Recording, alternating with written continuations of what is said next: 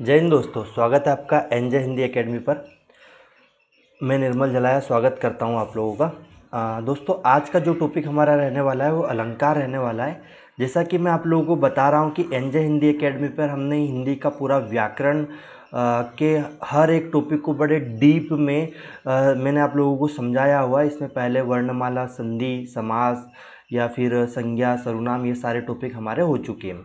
आप चाहे किसी भी कंपटीशन एग्ज़ाम की तैयारी कर रहे हो या आप किसी भी बोर्ड की एग्ज़ाम दे रहे हो, अगर आपके यहाँ पर से देखो, अगर आप कंपटीशन एग्ज़ाम की तैयारी कर रहे हो तो सीधी सी बात है, अलंकार तो जुड़ा होगा। किसी स्टेट बोर्ड की एग्ज़ाम भी अगर आप दे रहे हो या सीबीएसई बोर्ड की एग्ज़ाम दे रहे हो और अगर आप 11th-12th में हो तो आपके यहाँ पर भी अलंकार बिल्कुल जुड़ा हुआ है। तो आज का टॉपिक जो है, सबसे बड़ी दिक्कत जो बच्चों को आती है वो अलंकार में आती है, क्योंकि अलंकार के क्वेश्चन बच्चे सही कर ही नहीं पाते या अलंकार के क्वेश्चनों को पहचान ही नहीं पाते, क्योंकि संधि और इनमें तो और भी एक नियम चलता है, इस एक सिस्टमेटिक पूरा चलता है, तो बच्चे सही कर देते हैं। लेकिन अलंकारों में बच्चों को बहुत दिक्कत आती है। इसीलिए मैं आप लोगों की दिक्कत का सोल्यूशन लाते हुए मैंने एक ट्रिक के साथ में आपको चीज़ें पढ़ाऊँगा। ऐसी ट्रिक जो आप कभी जीवन में आज के बाद पढ़ने के बाद कभी नहीं भूलोगे। कभी मतलब कभी नहीं। आज पहली बार पढ़ो और अंतिम बार पढ़ो। अलंकार को पहला और अंतिम बार पढ़ो, इसके बाद कभी अलंकार में आपको दिक्कत नहीं आने वाली है।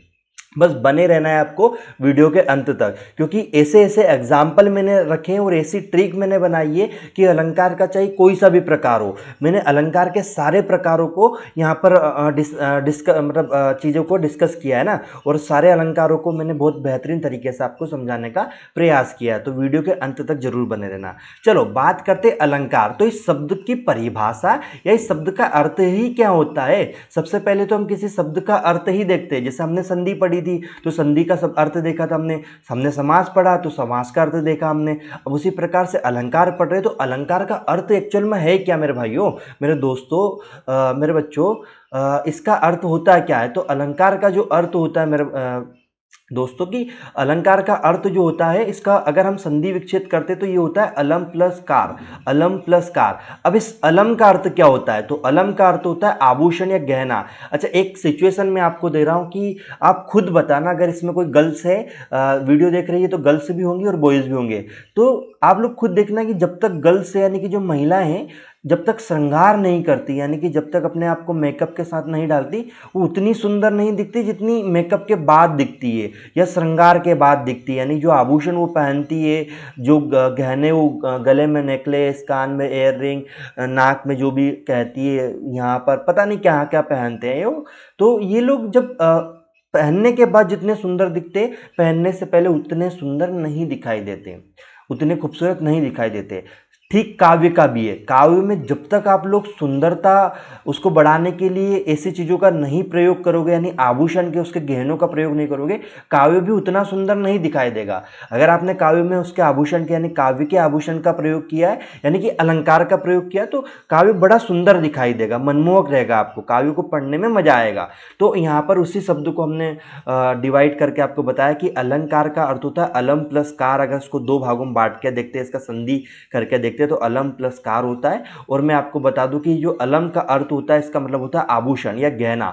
अलम का अर्थ होता है आभूषण या गहना, और जो कार शब्द है इसका अर्थ होता है करने वाला, यानी कि जो आभूषण या गहने का प्रयोग करता है उसे हम अलंकार कहते हैं, या जो इसकी सुंदरता बढ़ाता है उसको अलंकार कहते हैं।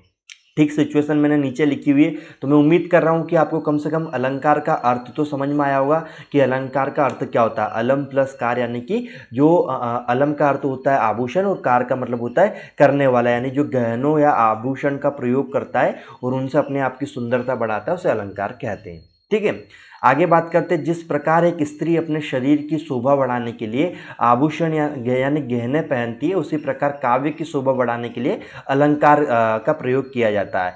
तो जिन तत्वों को यानी जिन तत्वों से हम काव्य की सुंदरता बढ़ाते, उन तत्वों को क्या कहते हैं, अलंकार कहते हैं। तो ये बेसिक परिभाषा जो मैंने आपको बताई है। अब इसका कुछ शाब्दिक अर्थ के साथ देखते थे। तो अलंकार का शाब्दिक अर्थ होता है सुंदरता बढ़ाने वाला या आभूषित करने वाला तत्व। क्या होता है, सुंदरता बढ़ाने वाला। किसकी सुंदरता, था काव्य की सुंदरता।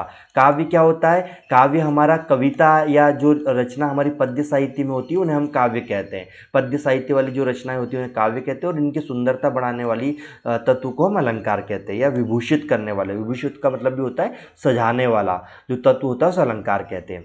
अब आपका क्वेश्चन होता है कि सर अलंकार की परिभाषा समझ में आ गई, अलंकार शब्द का अर्थ समझ में आ गया, अब आप हमें ये बताइए कि अलंकार के जो भाग है या अलंकारों के प्रकार है वो कितने भागों में बांटा गया। तो मेरे भाइयों मैं आपको बता दूं अलंकारों को 2 प्रकारों में बांटा गया। कितने प्रकार में? 2 प्रकार में। अलंकार के 2 प्रकार है। अब आप कहोगे सर हमने तो 3 भी प्रकार पढ़े। थोड़ा पैसेंस बना के रखिए, धीरे धीरे मैं बताता हूँ आपको कि अगर अलंकार के मुख्य रूप से देखोगे, अधिकतर लोग या मुख्य रूप से हम अलंकार के कितने प्रकार मानते? 2 ही प्रकार मानते, एक शब्दालंकार और एक अर्थालंकार, है ना। शब्दालंकार क्या होता है, अर्थालंकार क्या होता है, इनकी परिभाषा बता देता हूं, और जो कुछ लोग तीसरा प्रकार भी मानते उसको भी मैं आपको बता दूंगा। बल्कि मुख्य रूप से कितने प्रकार होते? 2 ही प्रकार होते, शब्दालंकार और अर्थालंकार। बात करते शब्दालंकार की। शब्दालंकार क्या होता है? ये वे अलंकार होते हैं जो शब्द के द्वारा इंगित होते हैं, यानी इसमें शब्द विशेष के प्रयोग से काव्य में चमत्कार उत्पन्न होता है। चमत्कार उत्पन्न होता है यानी कि कोई काव्य लिखा है, यानी कोई कविता लिखी और उस कविता में शब्द के आधार पर आप उसकी महिमा बता रहे हो, या शब्द के आधार पर उस कविता में आपने उसका सौंदर्य बढ़ा दिया, उसको पढ़ने से ऐसा लग रहा है कि बड़ी सुंदर कविता लिखी, यानी कि शब्द के महिमा से या शब्द के से चमत्कार उत्पन्न कर दिया आपने उस रचना में। तो वो आपका किस प्रकार का अलंकार प्रयोग किया आपने? वहां पर शब्दालंकार का प्रयोग किया, यानी कि काव्य में शब्द के आधार पर चमत्कार उत्पन्न करना शब्दालंकार कहलाता है। ठीक उसी प्रकार से अर्थालंकार की बात करते हैं।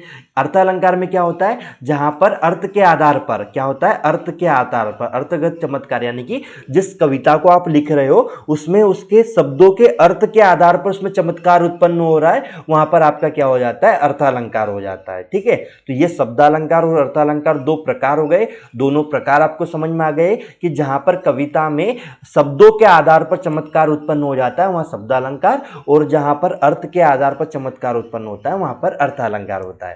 ठीक है, यहां तक आप लोगों को क्लियर हो रहा होगा। अब आगे बात करते हैं कुछ विद्वानों ने उभय अलंकार को भी माना, यानी अलंकार का एक तीसरा प्रकार जो है वो उभय अलंकार को भी माना जाता है। अगर आप लोग उभय अलंकार में पढ़ना चाहते हो तो बिल्कुल हम उभय अलंकार भी आपको पढ़ाएंगे। तो बात हुई कि सर मुख्य रूप से अलंकार के कितने प्रकार? तो कि 2 प्रकार, एक शब्दालंकार और एक अर्थालंकार। वैसे कुछ लोग उभय अलंकार को भी अलंकार का एक प्रकार मानते हैं। यहां तक मैंने आप लोगों को बताया। ठीक है, अब इसके बाद आगे देखते हैं 1 बाय 1 करके कि जो शब्दालंकार हमने पढ़ा इसके कितने प्रकार हैं, और उन प्रकारों को एग्जाम में जो आने वाले एग्जाम्पल के साथ हमें समझाइए कि हम कैसे पहचान पाएंगे। यानी हमें एक ऐसी बेहतरीन ट्रिक दे दीजिए सर जो कि हम डायरेक्ट वो ट्रिक याद करें और बता दें कि यार ये तो अनुप्रास अलंकार है, ये अनुप्रास अलंकार आया है। हमें ये भी ना देखना पड़े कि शब्दालंकार या अर्थालंकार का प्रकार है, हमें तो डायरेक्ट बता दें कि शब्द अनुप्रास है या फिर ये यमक है या ये श्लेष है। इस तरीके से हम सीधा बता दें सर ये बताओ हमें, तो सीधी सी बात है ना। तो चलो शुरू करते हैं, शब्दालंकार की बातों को शुरू करते हैं। शब्दालंकार शब्द के द्वारा चमत्कार उत्पन्न है। जैसे मैंने अभी परिभाषा में बताया आपको शब्दालंकार की कि जहां पर शब्द के आधार पर किसी काव्य में चमत्कार उत्पन्न हो वहां पर क्या होता है? शब्दालंकार होता है। जैसे शब्दालंकार में शब्द विशेष के प्रयोग से काव्य में सौंदर्य आता है। क्या आता है? काव्य में सौंदर्य आता है। काव्य में सौंदर्य का मतलब होता है काव्य में चमत्कार उत्पन्न होता है, वहां पर क्या होता है? शब्दालंकार। चलो शब्दालंकार का पहला प्रकार देखो, मैं आपको कुछ बता देता हूं। शब्दालंकार के वैसे 3 प्रकार माने गए। कुछ लोग शब्दालंकार को 3 भागों में ही बांटते हैं, लेकिन कुछ लोग शब्दालंकार को 5 भागों में बांटते हैं। हमने यहाँ पर कुछ 7 से 8 प्रकार रखे। आप कहोगे सर आप कहाँ से अलग से आए हो, क्या आप एलियन हो क्या जो 7 से 8 प्रकार रख रहे हो? नहीं भाई, हमने क्या किया कि ये 5 प्रकार तो रखे ही है सारे, मतलब हम चाह रहे हैं कि अलंकार का कोई भी ऐसा प्रकार जो एग्जाम में आए और आप छोड़ के आओ, ऐसा कोई काम नहीं करेंगे। हम चाह रहे हैं कि एग्जाम दुनिया की, मतलब भारत की कोई से भी कॉम्पिटिशन एग्जाम दे लेना, इस वीडियो को पढ़ने के बाद जो अलंकार पूछा जाता है सब बनेगा आपसे। तो हमने ये 5 अलंकार रखे, और उसके बाद जो अनुप्रास अलंकार के भी प्रकार है वो प्रकारों को भी हमने यहाँ पर रखा है, यानी कि ऑलमोस्ट शब्दालंकार के अंदर प्रकार के भी प्रकार जो है वो भी हम यहाँ पर आपको सॉर्ट आउट करके देंगे। ठीक है, चलो तो बात करते हैं पहला प्रकार। ये याद रख लेना, शब्द अलंकार के 3 प्रकार बताए हैं कुछ लोगों ने, और कुछ लोगों ने इसके 5 प्रकार भी बताए हैं ना। अब एग्जाम में क्या पूछा जा रहा है उस आधार पे आपको क्वेश्चन को टिक करना है, ठीक है। चलो बात करते हैं सबसे पहला शब्द अलंकार का पहला प्रकार आता है अनुप्रास अलंकार। अनुप्रास अलंकार, देखो नाम से ही पता चलता है अनुप्रास, है ना। इसकी पहचानने की ट्रिक याद रखो सबसे पहले। तो क्या ट्रिक है, क्योंकि इसके बिना आपका काम नहीं चलेगा। तो अनुप्रास अलंकार कहता है जब किसी वर्ण यानी कि अक्षर, वर्ण क्या होता है, जैसे क लिखा मैंने नीचे, अभी मैंने समझाया आपको वर्ण को, है ना, कि आवृत्ति बार बार आना या कई कई बार हो, बार बार होता है यानी आवृत्ति। जैसे क है तो क बार बार आ रहा है एक उसी पंक्ति में, यानी कि ख है तो ख बार बार आ रहा है उस पंक्ति में, च है तो च बार बार आ रहा है उस पंक्ति में। एक ही वर्ण बार बार आए, एक जो पंक्ति आपको एग्जाम्पल के रूप में दी जाएगी, जो दोहा आपको एग्जाम्पल के रूप में दिया जाएगा, उस पंक्ति में क्या होगा कि एक ही वर्ण होगा और वो बार बार आएगा, रिपीट होगा, बार बार होगा। तो एक ही वर्ण की आवृत्ति कई बार हो, वहां पर क्या होता है, हमारा अनुप्रास अलंकार होता है। जैसे एग्जाम्पल के साथ मैं अभी बताने वाला हूं आपको, लेकिन पहले वर्ण समझ लो। वर्ण क्या होता है, वह ये इसलिए बता रहा हूं कि कोई स्टूडेंट अगर मेरी वर्णमाला वाली क्लास देख के ना आया हो तो ये पूछ सकता है ना, सर वर्ण क्या होते हैं।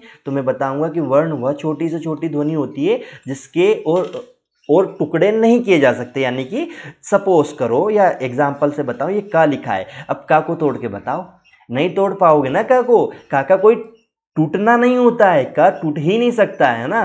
तो ये इस तरीके से हो जाता है, ठीक है। तो जो सबसे छोटी यानी कि वर्णमाला में स्टार्ट करने की सबसे छोटी इकाई वर्ण होती है, जिसे हम ध्वनि भी कह देते हैं, वो सबसे छोटी इकाई जो है वो वर्ण होती है। और जो वर्ण की आवृत्ति बार बार हो रही है वो हमारा अनुप्रास अलंकार है। क्या है, अनुप्रास अलंकार।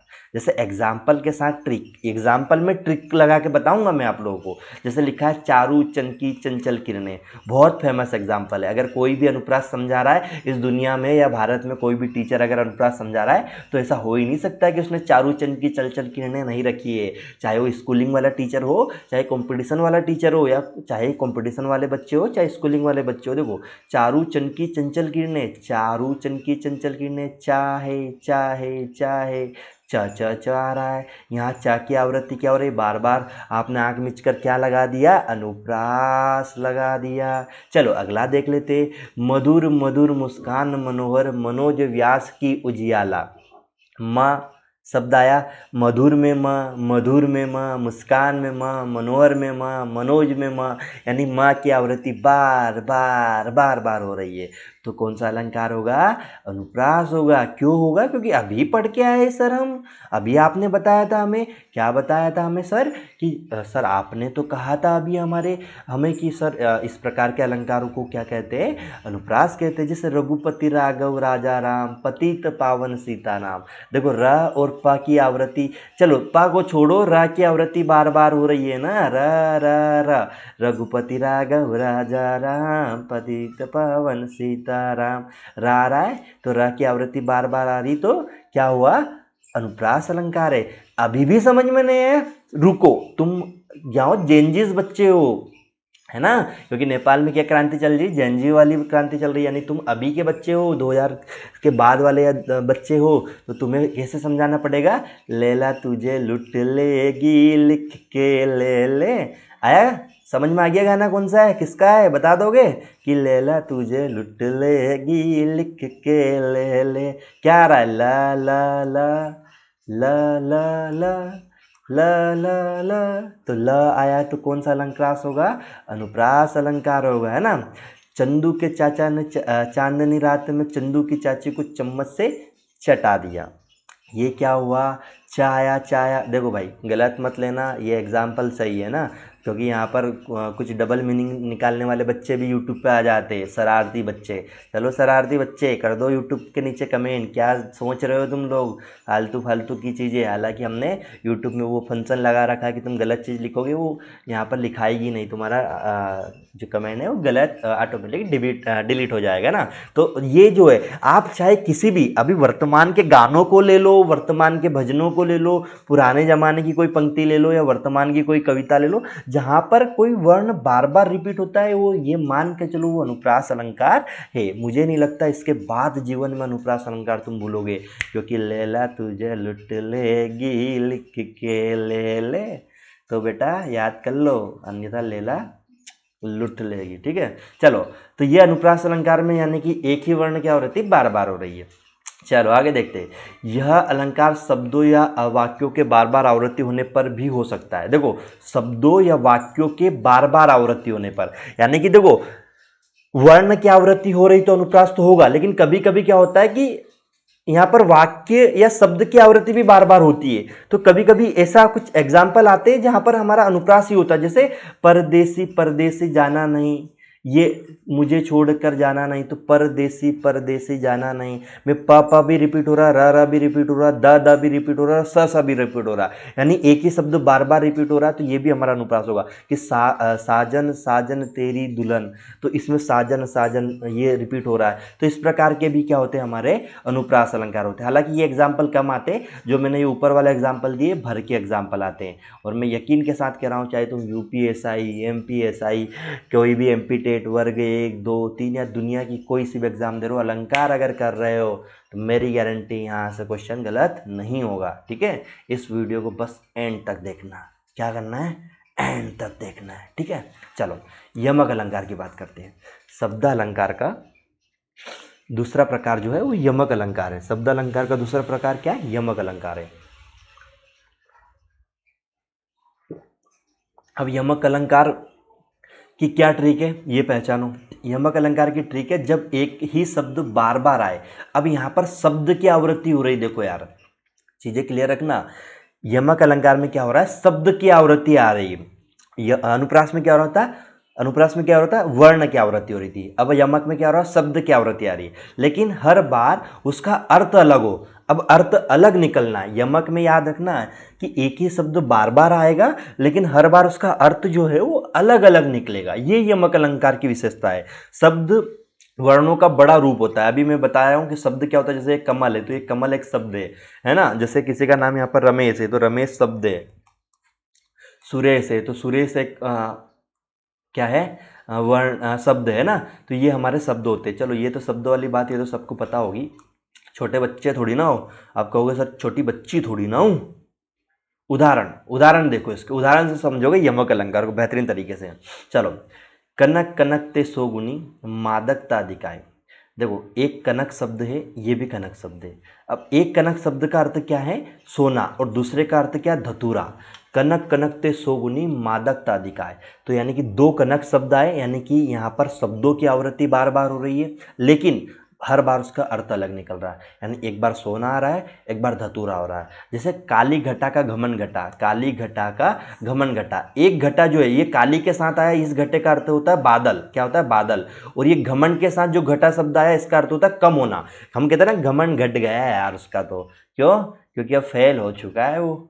तो ये होगा घमंड घटना। तो एक ही शब्द बार बार आ रहा है और हर बार उसका अर्थ क्या हो रहा है, अलग अलग निकल रहा है। तो काली घटा का घमंड घटा, क्लियर हुआ।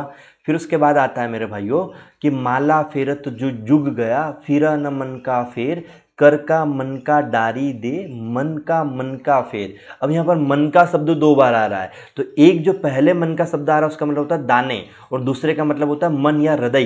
तो दूसरे मन का, जैसे ये मन का फेर का आ रहा है ना, इसका मतलब हृदय का मतलब हो रहा है। और ये वाला जो मन का आ रहा है इसका मतलब दाने है ना। तो मन का डारी दे यानी कि दाने डाल दे, है ना। ये चीजें आ रही हैं यहाँ पर। फिर चलो सबसे एडवांस, क्योंकि मुझे पता है मैंने हर जो अलंकार का प्रकार है उसके साथ एक अभी जो आधुनिक एग्जाम्पल है वो रखे हुए। मुझे पता है तुम सब जेंजी बच्चे हो, तो तुम लोग क्या है कि तुम्हें जब तक एडवांस है या अभी वर्तमान के कोई गाने का एग्जाम्पल ना दोगे ना, पंक्तियों का एग्जाम्पल, तुम समझ ही नहीं आएगा। तनु सुट सुट करदा, तनु सुट सुट करदा, काला सूट पड़ा होगा ना, सुना है नहीं कि तनु सुट सुट करता। अब देखो एक सूट दूसरा सूट, तो पहले सूट का अर्थ यहाँ पर कपड़ा है, जो सूट आप पहनती हो लड़कियाँ, जो ड्रेस आप पहनती हो, सूट जिसे आप कहती हो, वो पहले सूट का मतलब है। और दूसरे सूट का मतलब है तुम पे जच रहा है, अच्छा लग रहा है। तो तेनु सूट सूट करता है ना, तेनु सूट सूट करता, यानी कि पहला जो सूट है वो कपड़े का यानी कि जो आपकी ड्रेस है उसकी बात हो रही है, और दूसरे का मतलब अच्छा यानी तुम्हारे ऊपर बहुत बेहतरीन लग रहा है उसकी बात हो रही है। तो ये होता है हमारा यमक अलंकार, यहाँ पर एक ही शब्द की आवृत्ति बार बार हो और उसके अर्थ क्या हो, अलग अलग हो, वो हमारा यमक अलंकार होता है। अब देखो शब्द की आवृत्ति बार बार हो रही है और अर्थ भी अलग अलग निकल रहा है। श्लेष अलंकार में क्या होगा, श्लेष अलंकार का मतलब पहले तो ये समझो इसका अर्थ क्या होता है। श्लेष का अर्थ क्या होता है, तो इसका अर्थ होता है चिपका हुआ, यानी कि जहां पर आपको ऐसा लगे कि यार कोई चीज चिपक रही है, यानी कि चिपकू अर्थ आपको महसूस हो रहा है, वहां पर श्लेष अलंकार होगा।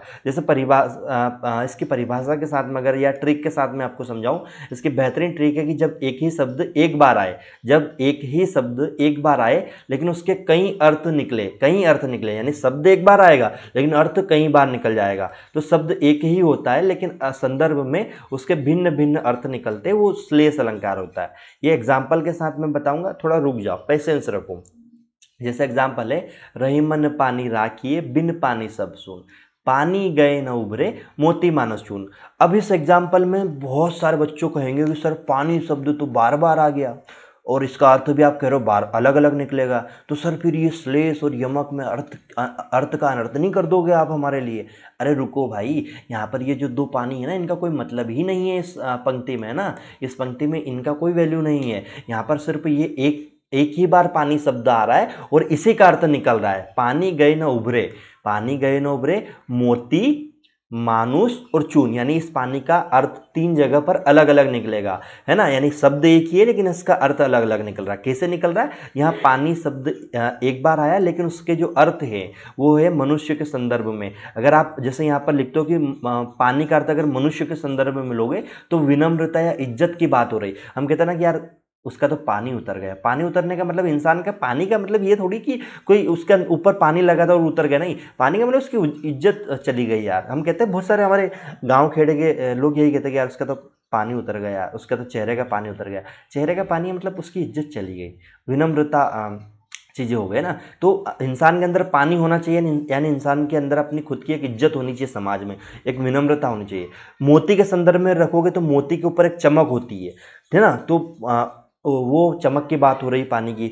और चूने का उसमें संदर्भ में रखोगे तो जल का मतलब हो रहा है। चूने का मतलब होता है आप जैसे आप लोग आटे को गूंथते हो ना, लगाते हो, जो भी कहते हो अलग अलग जगह पर, तो उसमें पानी डाला जाता है, यानी बिना पानी के आटा आप नहीं लगा सकते, बिना पानी के मोती पर चमक नहीं होती। यहाँ पर इस पानी का मतलब चमक है, यानी बिना चमक के मोती का कोई मतलब नहीं है और बिना इज्जत के मनुष्य का कोई मतलब नहीं है, यहाँ पर यह अर्थ निकल रहा है। चलो इसके आगे कुछ और एग्जाम्पल मैं आपको बता देता हूँ कि जो रहीम गति दीप की कुल कपूत गति सोए, बारे उजियारे करे बड़े अंधेरो होए। तो यहाँ पर कपूत का अर्थ मतलब ये जो इसका अर्थ है ये अलग अलग निकल रहा है। जैसे रावण सरोज बनचारी चली रघुवर की रघुवर श्री मुखधारी। अब आपको ये एग्जाम्पल से नहीं, आपको थोड़ा सा नया एग्जाम्पल देंगे तब जाकर आपको श्लेष अलंकार समझ में आएगा। मोहब्बत बरसा देना तू सावन आया है, याद रखना, मोहब्बत बरसा देना तू सावन आया है। सावन शब्द एक ही बार आया है लेकिन इसके अर्थ अलग अलग निकल रहे हैं,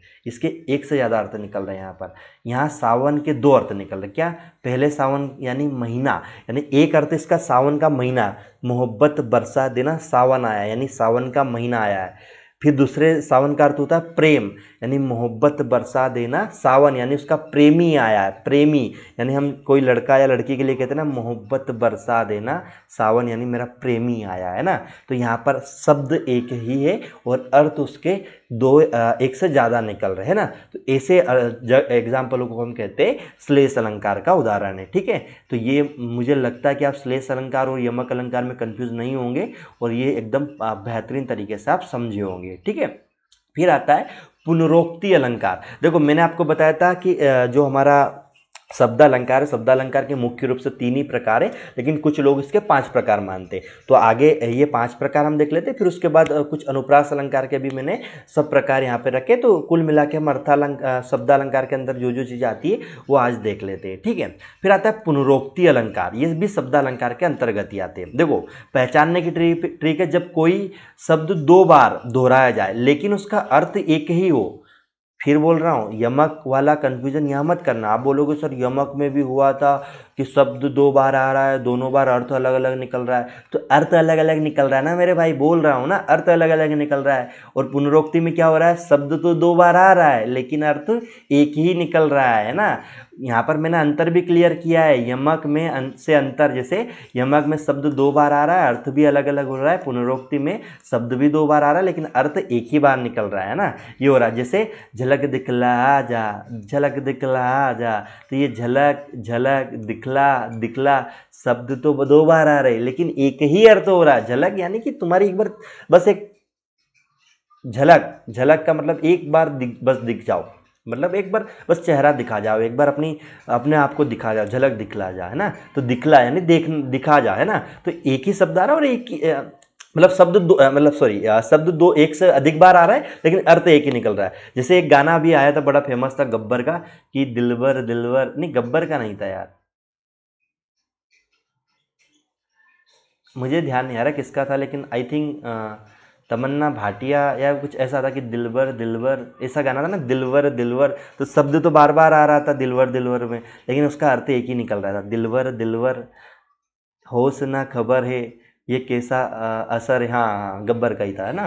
तो ये इस प्रकार के जो गाने या पंक्तियां भी वर्तमान में भी जो बन रहे हैं उनमें भी अलंकारों का प्रयोग हो रहा है। देखो सीधी सी बात बताऊं, क्योंकि कोई भी काव्य जो बन रहा है वो बिना अलंकार के सुंदर नहीं, यानी अच्छा नहीं लग सकता, इसलिए उसमें अलंकारों का प्रयोग आज भी हो रहा है। तो ये चीज़ें हमें देखना चाहिए कि दिलवर दिलवर आया तो आप तुरंत उस गाने को सुनते ही कह दो कि यार सर यहाँ तो पुनरोक्ति अलंकार हो रहा है ना, कि शब्द तो बार बार आ रहा है लेकिन अर्थ अलग नहीं निकल रहा है, एक ही हो रहा है। ठीक है, तो ये वर्तमान के गाने सुनकर भी आप बता सकते हो क्या हो रहा है। फिर आता है विप्सा अलंकार। क्या आता है, विप्सा अलंकार। मैं उम्मीद कर रहा हूँ आपको समझ में आ रहा है। आप कमेंट बॉक्स में मुझे बताना कि सर आपका जो पढ़ाने का तरीका कैसा है, बेहतरीन है या आपको नेगेटिव लग रहा है, तो वो भी कमेंट कर सकते हो, पॉजिटिव लग रहा है वो भी कमेंट कर सकते हो। और कौन से ऐसे बेहतरीन टॉपिक है जिन पे मैं आपको जो वीडियो बना के अच्छे से समझा सकता हूँ, तो मुझे कमेंट बॉक्स में बताना है ना। क्योंकि अभी यूपीएसआई एमपीएसआई आने वाली है, बाकी बहुत सारी एग्जाम है जिसमें हिंदी आती है, तो हम झटके से सोल्व करेंगे। एमपी टेट वर्ग 1 2 3 भी हमारा चीज़ें चलती है। ठीक है, तो ट्रिक के साथ हम पढ़ते हैं। चलो आगे बढ़ते हैं। विप्सा अलंकार पहचान क्या है, जब भावों को व्यक्त करने के लिए विस्मयादि बोधक चिन्ह यानी उल्टी आई का प्रयोग, जैसे उल्टी आई तो यहाँ पर इस तरीके के विस्मयादि बोधक चिन्ह का प्रयोग हो, जैसे घृणा प्यार भय इस प्रकार का, तो वहाँ पर विप्सा अलंकार है। जैसे इसको एग्जाम्पल के साथ ज़्यादा बेहतर समझ पाओगे कि क्या हो रहा है। जैसे वाह वाह वाह, तो आप विस्मयादि बोधक का चिन्ह करो ना, वाह वाह वाह। जैसे छी छी छी, राम राम राम, तो इस प्रकार के जहाँ पर होते हैं, यह एक तरीके से घृणा प्यार भय के लिए अलंकार का प्रयोग किया जाता है। या फिर एक तरीके से विस्मयादि बोधक चिन्ह का भी प्रयोग अगर इस अलंकार में, मतलब कोई वाक्य में हो रहा है, तो आपका विप्सा अलंकार हो सकता है। और इसके एग्जाम्पल यही है कि जैसे किसी पंक्तियों में हम एक ही शब्द को वाह वाह वाह, छी छी छी, राम राम राम, तो इस प्रकार के शब्दों का जहाँ हम प्रयोग करते हैं वहाँ पर प्यार के लिए घृणा के लिए, तो वो हमारा विप्सा अलंकार होता है। ठीक है, फिर आता है वक्रोक्ति अलंकार। वक्रोक्ति अलंकार में क्या होता है, इसकी पहचानने की जो ट्रिक है उसमें होता है कि जब टेढ़ा कथन हो, टेढ़ा कथन का मतलब हो कि थोड़ा सा, वक्रोक्ति का सीधा सा मतलब आप समझो कि यहाँ पर जो शब्द दिया जाएगा वो अर्थ नहीं निकलेगा, इसका अर्थ कुछ और निकलेगा, है ना। मतलब थोड़ा सा टेढ़ा कथन हो, यानी कि घुमा फिरा कर बात की जाए, आपको ऐसे वाक्य दिए जाए जो घुमा फिरा कर बात कर रही हो, कुल मिला के कि जहाँ घुमा फिरा कर बात हो रही हो वहाँ वक्रोक्ति अलंकार हो, या जहाँ टेढ़ा कथन हो। जैसे उदाहरण के रूप में, मोदी तो शेर है शेर, तो अब यह शेर का मतलब ये नहीं कि मोदी जी जंगल के लायन है, शेर है, जंगल में भेड़ियों का शिकार कर रहे हैं, अरे वो नहीं, मतलब शेर का मतलब कि शेर जैसे ताकतवर या शक्तिशाली इंसान है ना मोदी जी। जैसे मैं आपको कह दूं कि अरे तुम लोग तो एकदम बहादुर बच्चे हो, बहादुर, तो इस बहादुर की जगह मैं कह दूं कि तुम तो बड़े शेर बच्चे हो, शेर, है ना। या जैसे कहते हैं ना कि 56 की छाती है, मोदी जी कहते हैं ना मेरी 56 इंच की छाती है, अरे 56 इंच की छाती का मतलब 56 नहीं है, 56 का मतलब एक उदाहरण है कि भाई मतलब 56 इंच एक वो एक तरीके से उनकी सिंबल है, मतलब वक्रोक्ति में बात को घुमा फिरा कर चीज़ें बढ़ा चढ़ा कर कह रहे हैं, मतलब बढ़ा चढ़ा के तो नहीं लेकिन बात को घुमा फिरा के कह रहे हैं ना, तो ये वक्रोक्ति है।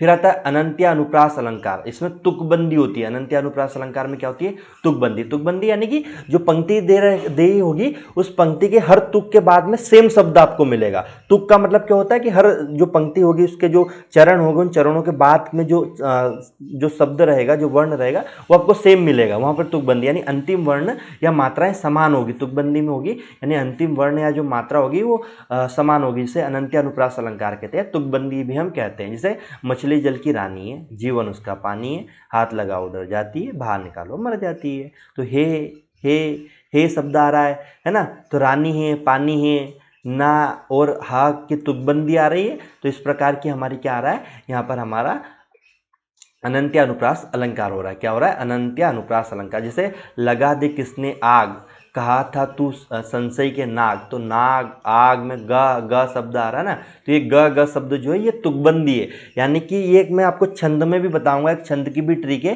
कि जहां पर चरणों के अंत में एक जैसे वर्ण की आवृत्ति आती है, एक जैसे वर्ण आते, तो उस प्रकार के चीजों में हम अनंत्य अनुप्रास अलंकार कहते हैं। ये छंद की भी एक परिभाषा, उसमें भी मैं आपको ये चीजें समझाऊंगा।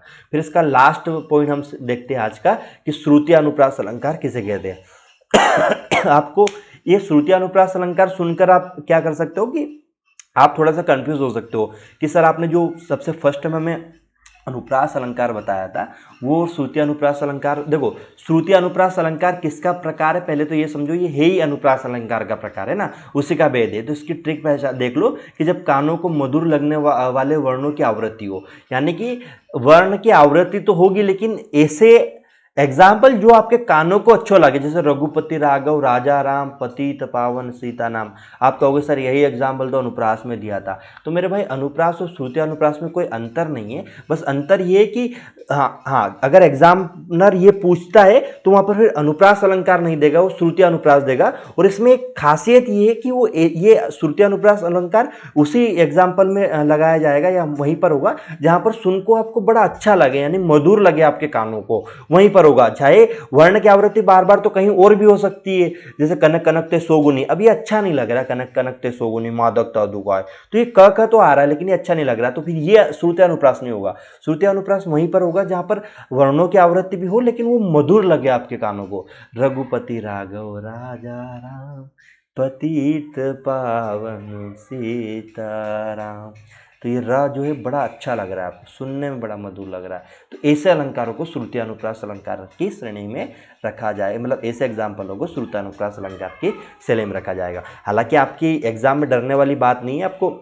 एकदम क्लियर, अगर वो ज़्यादा कंफ्यूज करेगा नहीं, वो अगर देंगे तो डायरेक्ट श्रुति अनुप्रास अलंकार देंगे, फिर वहाँ पर अनुप्रास अलंकार का कोई ये नहीं देंगे, तो वहाँ डायरेक्ट आप बता देना कि र आ रहा है और र आ रहा है यार, वो ये मधुर भी लग रहा है, यानी श्रुति अनुप्रास अलंकार का एक प्रकार है। तो अनुप्रास के अलंकार में आपसे ये चीज़ें पूछ सकता है ना। बाकी जो अनुप्रास है उसमें तो आपको बताया कि वर्णों की आवृत्ति होगी तो वो होगी ही, ठीक है। तो ये मैंने पूरे शब्दालंकार के 8 प्रकार लगभग आपको बता दिए। 8 क्या बता दिए, वैसे मैंने आपको बताया इसके 5 प्रकार मेन रूप से, वो मुख्यतः 3 प्रकार होते, कुछ लोग 5 मानते, बाकी के जो प्रकार मैंने बताया जैसे अनंत श्रुति अनुप्रास अलंकार, ये भी अनुप्रास का एक प्रकार है। अनंत्य अनुप्रास, तो ये भी अनुप्रास का एक प्रकार है ना। तो ये मैंने कुछ अनुप्रास के आपको यहाँ पर प्रकार बताए, ठीक है। तो ये कुछ अलंकार मैंने आपको बताए। मुझे उम्मीद है कि ये जो नई तरीके से मैंने अलंकार को आपको समझाया, आपको बेहतरीन तरीके से समझ में आया होगा और आप लोगों को बहुत अच्छे से समझ में आया होगा। देखो मेरा मकसद नहीं होता कि मैं 15 से 20 मिनट में वीडियो को ख़त्म करूँ और बच्चों को आधी अधूरी चीज़ें दूँ और फिर बच्चे इधर उधर भटके। मेरा मकसद होता है कि मैं एक बार किसी चीज़ को उठाऊं और ख़त्म करूं। तो इसलिए आज हमने अलंकार में शब्दालंकार को पढ़ लिया। कल के वीडियो में हम अलंकार का अर्थालंकार वाला पार्ट देख लेंगे। तो अर्थालंकार के हम पूरी चीज़ें एकदम डीप में चीज़ों को समझेंगे, ठीक है। बाकी आपको वीडियो अच्छा लगा, न्यू व्यूवर्स है और वीडियो को एंड तक देख रहे हो, तो प्लीज़ आपसे हाथ जोड़ के विनती है कि मोटिवेशन बढ़ाने के लिए थोड़ा सा चैनल को सब्सक्राइब कर देना और वीडियो को लाइक कर देना, ठीक है। बस इतना ही आपसे चाहते और कुछ नहीं चाहते। अर्थालंकार में कल आपको बता दूंगा क्योंकि आज आपके लिए ज़्यादा हो जाएगा, ठीक है। चलो मिलते हैं कल।